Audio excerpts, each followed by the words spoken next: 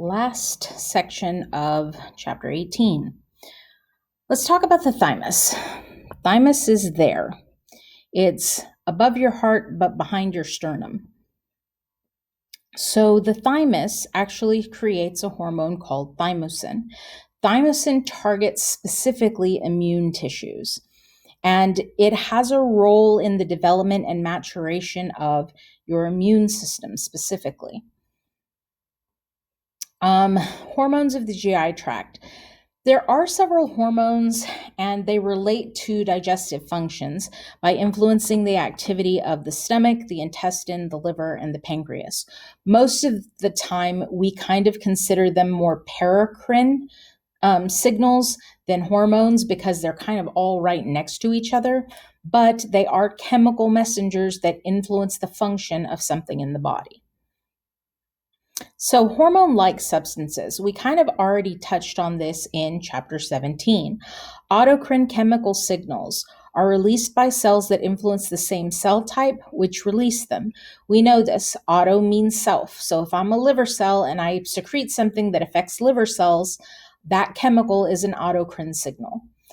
Paracrine, para, remember, means side by side, like parallel, are released from one cell type, diffuse a short distance, and influence the activity of another cell type nearby. This would be equivalent to the liver secreting something that affects the pancreas, or the liver secreting something that affects the gallbladder, since the gallbladder is literally kind of embedded in the liver. They're right next door to each other. There is not really distance between them. They're not secreted from a distance like the endocrine glands. If you think about oxytocin being released from the brain and traveling all the way down to the uterus, that's a huge distance. They have local effects rather than systemic. Again, if I'm the gallbladder and I release something that affects the liver, that's my next door neighbor. They have functions that are not understood adequately to explain their role in the body. There are so many of these. We know about a few of them, but we don't know about all of them. And that's kind of the mystery, I guess, of the human body. We're still learning. I would love to say we know how everything works. We don't. We're still learning. Okay, so examples of autocrine signals, the eicosanoids. We've got the prostaglandins, the prostacyclins, the thromboxanes, and the leukotrienes. These are all modified fatty acids. They do affect most tissues in the body. If you look at what their job is, mediation of the inflammatory response. Okay, inflammatory response happens when there's damage to the body. Where will you damage your body? It could be anywhere, right? It's not necessarily just I banged my big toe, I cut my arm open, I was in a car wreck and the seat belt caught me just right and I broke my collarbone. All of those things, all of those places in your body need to have an inflammatory response. It's a response to damage. So do you find it in one particular place? No. Most tissues respond to these things. Most tissues have an inflammatory response when they're damaged. Now, enkephalins and endorphins, they're peptides, so they're proteins. They're chains of amino acids. You find these in the nervous system. Now, we talked about endorphins earlier. They're painkillers. So there's a reduction in pain sensation in the brain, meaning that you don't feel it. This is one of the reasons why some people will be in a car accident, and right after the car accident, they're fine and they can walk around. And then like 20 minutes later, they'll pass out or they'll start complaining about pain, because when you're first in the accident, your body releases enkephalins and endorphins and you feel nothing. But when they wear off, you do. So, peptide growth hormones, epidermal growth factor, fibroblast growth factor, and interleukin-2. All of these are proteins, so all of these are water-soluble hormones.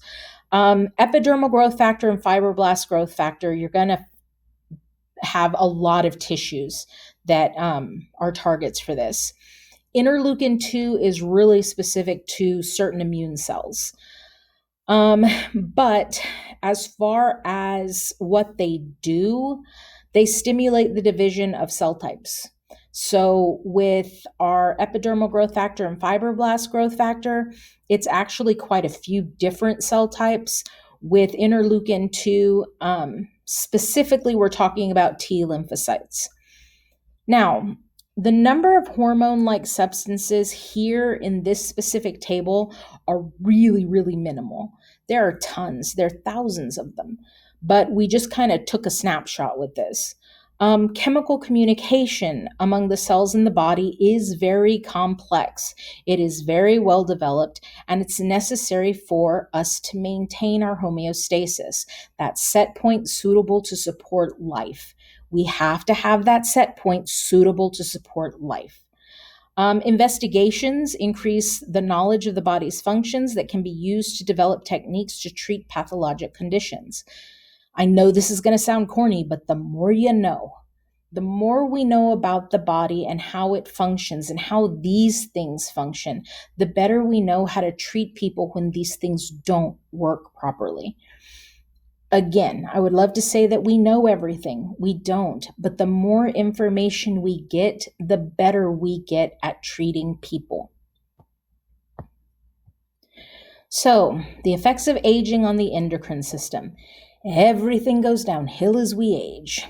There is a decrease, a gradual decrease in the secretion rate of most of our hormones. Not all of them, but most of them. Some of these decreases are actually secondary to gradual decreases in physical activity. In other words, the more sedentary our lifestyle is as we get older, the worse the decline is.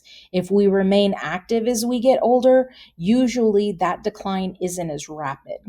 Growth hormone does decrease with age, but it is the most drastic in people who don't exercise. And melatonin actually also decreases with age.